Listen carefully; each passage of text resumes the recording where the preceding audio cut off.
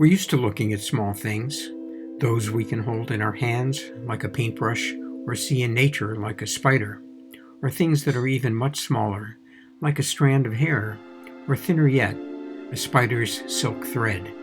Beyond that, we need a microscope to see even smaller things like the aerosol droplets or single living cells such as amoeba and those found in our blood.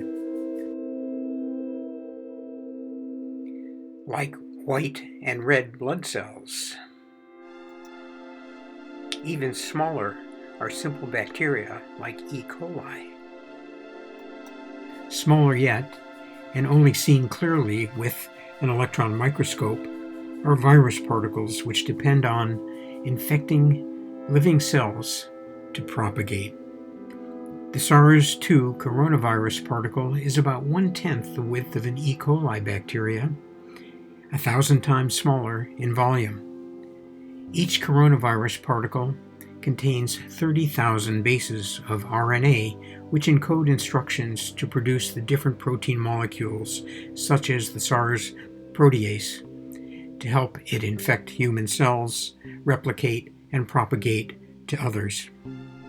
Other human disease-causing viruses are even smaller, like the poliovirus, 1/3 the width of the SARS virus, and containing about 1/4 that amount of RNA. As we compare the sizes of these biological particles, we see the coronavirus is very small indeed, yet it is a complex structure made of many smaller parts. It can travel by way of expelled liquid droplets, enabling it to infect, reproduce, and transmit disease. Thus, a virus like SARS-2 is more than a small particle. It is a system that depends on a susceptible host as well as an environment that enables its passage from host to host.